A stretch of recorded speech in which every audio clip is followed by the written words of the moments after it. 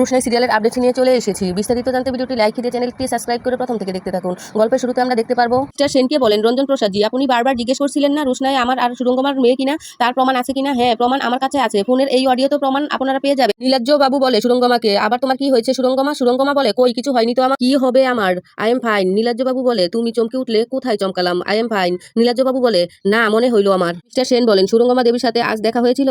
রঞ্জন প্রসাদ জি বলে, হ্যাঁ দেখা হয়েছিল, তার জন্য অঞ্জন প্রসাদ জি শাস্তি হয়েছিল, তা না হলে স্বীকারোক্তি পেতাম না।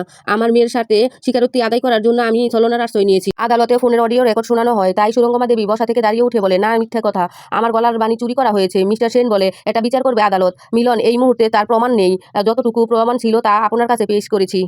সুরঙ্গমা বলে, নীলাজ্জ তোমাকে রাগ পারতেছি, শুনতেছো না কেন? তুমি কি রাগ করেছো?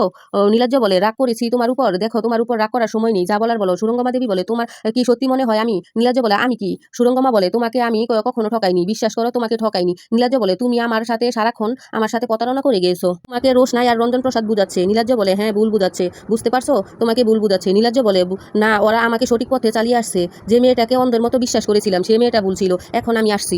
রঞ্জন প্রসাদকে বলে, তোমার যা প্রমাণ পাওয়ার দরকার ছিল তা পেয়ে গেছো, আশা করা যায় কোর্টে আর তোমার দরকার হবে না। রঞ্জন প্রসাদ বলে, যারা আমার প্রতি অন্যায় অবিচার করেছে, আমাকে মেরে ফেলতে চেয়েছিল, তাদেরও বিচারই কোর্টে হবে। অঞ্জন প্রসাদ বলে, হ্যাঁ ভেবে নিলাম যারা তোমাকে মেরে ফেলার চেষ্টা করেছিল, কিন্তু তুমি তো মরে যাওনি, দিব্যি বেঁচে আছো, এতগুলো বছর আগে তোমাকে মেরে ফেলতে চেয়েছিল প্রমাণ সাপেক্ষে।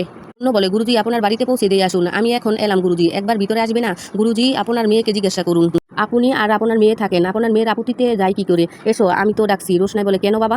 রঞ্জন প্রসাদ জি বলে, দরকার আছে। রঞ্জন প্রসাদ জি বলে, আমার মেয়ের জীবনটা ছাড়খাড় হয়ে গেছে, তার জন্য বলি তোমাকে ওর হাতটা ধরে রাখতে। রোশনাই বলে, কেন বাবা?